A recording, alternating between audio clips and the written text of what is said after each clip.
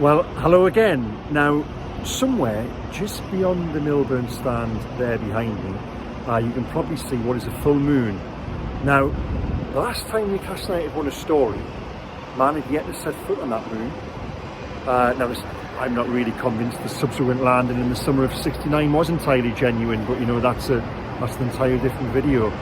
What is genuine is Eddie Howe and his players and everything they've created inside the stadium over the course of the past 12-14 months, and reached a point here tonight that felt like a celebration of all of that. And now you can click on the link below to my match report in tomorrow's Daily Mail, and that is what I lead on. You know, sometimes in life the journey can be better than the destination, and tonight felt like one of those moments. It felt like a night when someone was going to step forward and etch their name into the folklore of this football club. And of all the people to do it, and you know, I'll let you in on something here.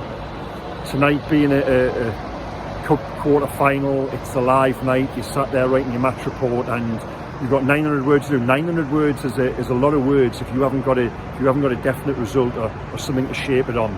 And you've got to file early after sort of 75-80 minutes. Well, on the hour it was 0-0. It's the reporter's nightmare. All you're asking for is someone to step forward, someone to give you a story. If I could have picked anyone on the pitch from a selfish, journalistic perspective to be that man, then it would have been the man who subsequently scored the goal, Dan Burn. Born just up the road, you know, a hometown hero. Has anyone captured what Newcastle United has been about the past 12 months more than Dan Burn? You know, a player who...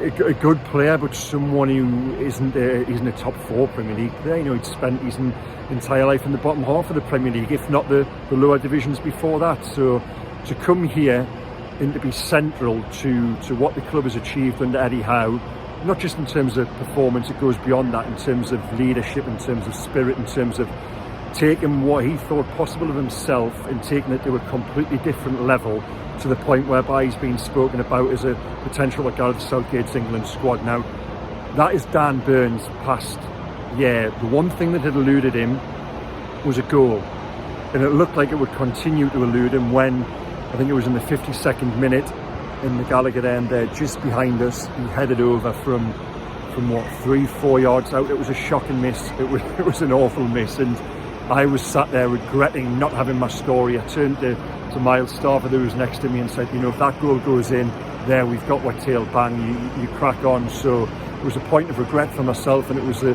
stuff of nightmares really for Dan Burn. But little did he know, just around the corner would be the stuff of dreams. And what were we, just on the hour?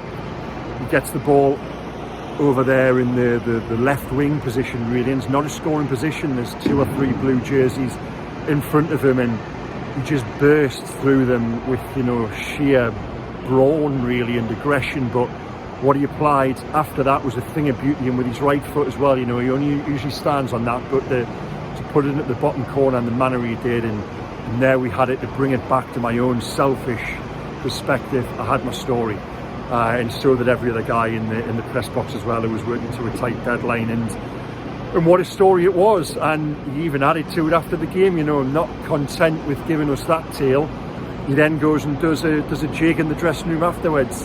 We've just spoken to Eddie Howe about that, and Eddie said that he'd asked Dan to stand up and say a few words. Well, yeah, if it was me, I would rather speak than dance on live television, and I'm not going to dance on these videos.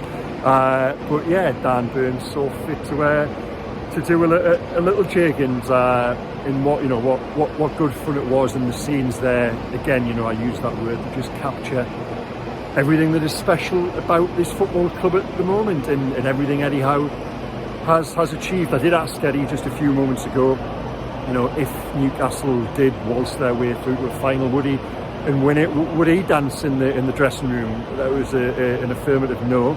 He said, you know, only my wife sees me dancing. She hasn't seen that for many years now. He said he's got no rhythm, but I'll tell you what, he might not have any rhythm, but his team certainly do. And you know, going back to the mechanics, the nuts and bolts of a football match, rather than just talking about Dan Burn,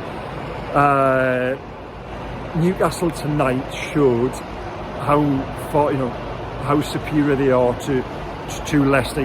When this takeover happened 12, 13, 14 months ago, all of the comparisons being drawn were that Newcastle had to do a Leicester. How many times did you see that or read that or hear that? Newcastle should model themselves on Leicester in so many different ways. Well, Newcastle have caught up with Leicester and they've gone past them, and they are miles in the distance now. That tonight was men against boys, and it was two strongest 11s as well. That was two Premier League 11s, and while Eddie Howe said on the eve of the game what happened down at the King Power on Boxing Day would have no bearing on tonight, well, it did. They picked up where they left off. Newcastle were organised, motivated, electric. Leicester were the exact opposite of that. And a word on Leicester, they just seem like a team and a group of players who have lost faith in the direction of the club, really. And for that to be a cup quarter final, I thought they were poor. I thought they were really poor. But to that end, Newcastle were still excellent. Newcastle made them look like that from the very first minute. They fed off the atmosphere in here, which was just, use this word again, it was electrifying. It really was. And for all of that, though, they didn't score. Now, after 32 minutes on Boxing Day, they were 3-0 up. They should have been 3-0 up and more after half an hour here. But Bruno missed chances. He missed the same chance 3 times. In fact, Sean Longstaff missed a couple of good ones, even though one of them might have been a brilliant save by Danny Warden.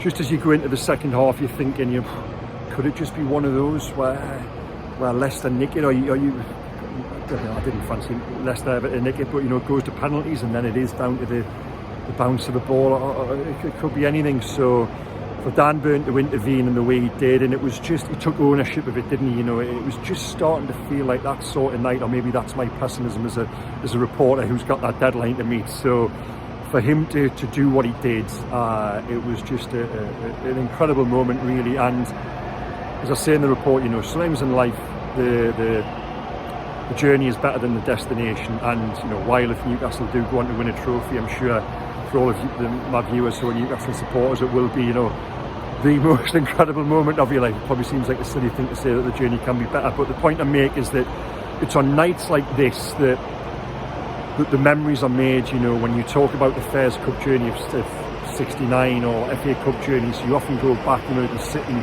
years later, you'll go back to the quarter-final or the semi-final, and those moments that just changed the course of history. And what Dan Burn did there tonight, that was one such moment. He'll have that forever. And it was brilliant. And poor Joe Linton, who was fantastic on the night and provided the assist, well, he then scores the second goal, doesn't he? A brilliant goal as well. What it was, but it's merely a footnote probably in the overall story, and that's maybe a little bit unfair. The moon, for good timing, has just shown itself over my shoulder. Then we've actually just missed over my shoulder as well. Eddie Howe has just left the stadium and just give a little fist pump to the guys who are down there on the pitch, getting the repairs sorted for Fulham in 5 or 6 days' time. And yeah, Fulham, that comes around again, doesn't it, with Newcastle third in the league and through to a domestic semi-final for the first time in 18 years, the first League Cup final since 1976 when they made the final. And part of that team in 76 was Super Mac, and he was sat next to me in the press box tonight, and Newcastle probably could have done with a prime Super Mac during the first half there. But the fact that Malcolm celebrated his 73rd birthday earlier this week just does serve to exemplify the passage of time since Newcastle has been at this stage of a competition, and fully deserved, and so much to look forward to. And I always said the defeat down at Sheffield Wednesday on Saturday, it would be judged only by the outcome of tonight. And I think the fact that they've gone on and won tonight in the manner that they did probably justifies Eddie's team selection down at Sheffield Wednesday, and also a two-legged semi-final now later this month will be played either side of a free weekend because they're out of the FA Cup. So with hindsight, I even said it with foresight, I think, I don't think losing at Sheffield Wednesday was the worst thing. I didn't think I would ever really say that sort of thing, but if we're applying cold hard logic, I think it probably is for the best. Now listen, I've talked long enough, it's approaching 10 minutes. I did want to I captured so much good footage tonight, it was hard not to, in and around the ground. I was going to edit it and make a fancy video, But a few of the Southern reporters are up for this game being a big game that it is, and I promised to take them for strawberry for a drink. You know, it's a bit cliched, you know, it doesn't show a great deal of imagination, but it works. So yeah, so I'm going to rush. I'm going to get this video up. I hope you enjoy it. Again, you know, go back to the link below, the Daily Mail, on the Daily Mail's site, my match report, in the newspaper tomorrow, and there's going to be lots more coverage coming up on Newcastle, Mail Online, Mail Plus, Daily Mail, over the course of the next few days and the next couple of weeks, because this is the story of the season that is emerging here behind us. And yeah, let's just enjoy it, and I hope you've enjoyed this video. Okay, take care, bye bye.